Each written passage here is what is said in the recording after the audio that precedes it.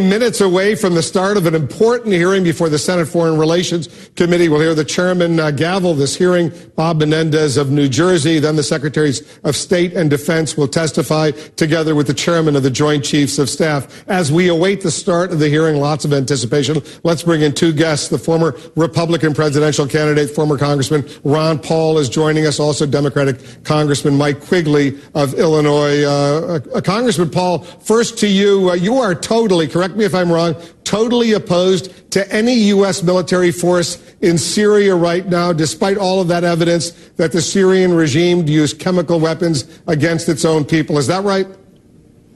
Yeah, but I don't accept your statement because I think that a lot of people question some of that evidence. But I don't need, that is beside the point because of the policy that I advocate is a non-interventionist foreign policy. I don't believe it's in our interest. I don't believe it's our national security best interest to be involved. I don't think it's legal under national law or international law. I think just killing more people because he has killed some people, if that is the case, doesn't make a whole lot of sense. So a non-interventionist doesn't pretend that they are all wise, that they can go into a country that's been in civil war, where there's several different factions fighting and killing each other. There's Christians getting killed by rebels and the Assad regime being blamed for doing this and that. I don't believe it's capable morally, nor are we able to go in and say, oh, we know who the good guys are.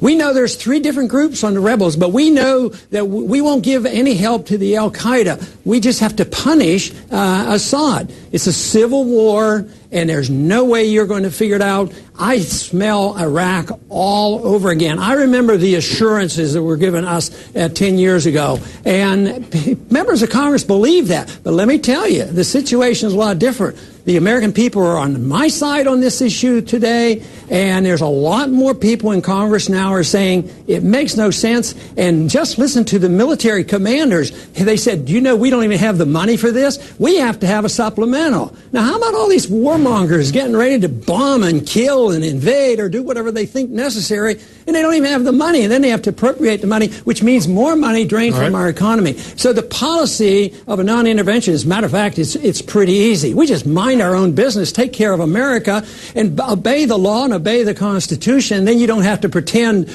oh, I know how bad Assad is, and I know that he's a little bit worse than the Al-Qaeda, so let's go on the side of the Al-Qaeda. It makes no sense whatsoever to us. All right, Congressman Ron Paul, totally opposed to any U.S. involvement in Syria and doesn't necessarily even believe the President of the United States, the Secretary of State, when they say they have high confidence that the Syrians did, in fact, use chemical weapons against their own people. Congressman Quigley, give us your reaction. You think Ron Paul is right, or do you think President Obama is right?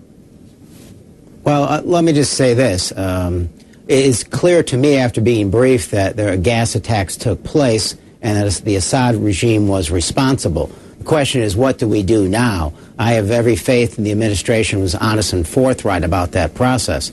This is an extraordinarily messy sectarian struggle.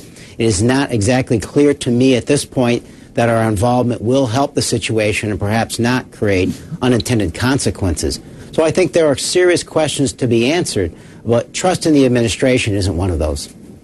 Ron Paul, as you take a look at what's going on, and there's going to be a huge debate that begins within the next few minutes in the Senate before the Senate Foreign Relations Committee. The House is going to take up all of these matters. There'll be floor debates, close votes, I assume, in both the House and the Senate. We know how you would vote if you were still a member, but why is it that so many Republicans, including John McCain, Lindsey Graham, and others, they not only want the president to go ahead and launch strikes against targets inside Syria, but they want to go even further than what the president says he wants to do. These are members of your own party. Why is there this serious split between those, shall we say, more libertarian, isolationist types, non-interventionist types like you and your son, Senator Rand Paul, and people like John McCain and Lindsey Graham?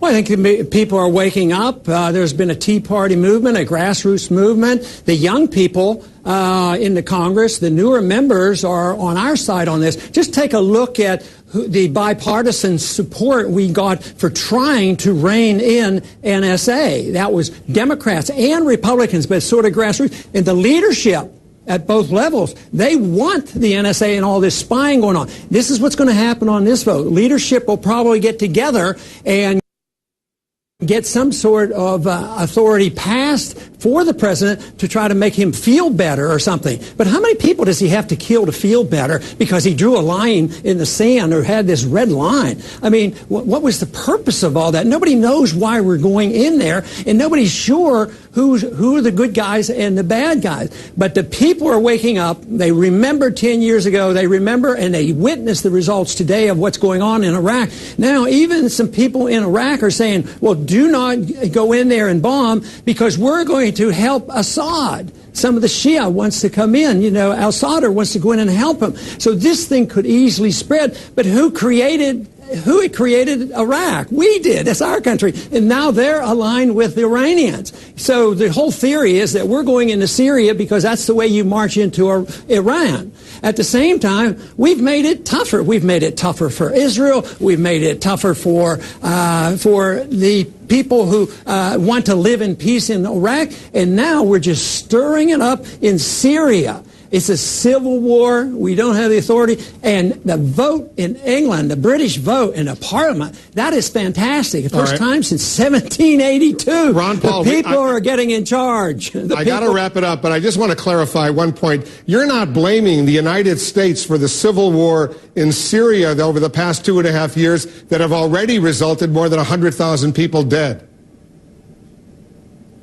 I think we just lost Ron Paul. Unfortunately, the satellite must have gone down, but we'll have him back for sure. Ron Paul joining us. Congressman Quigley, thanks to you as well. Mike Quigley joining us from Illinois. Let's bring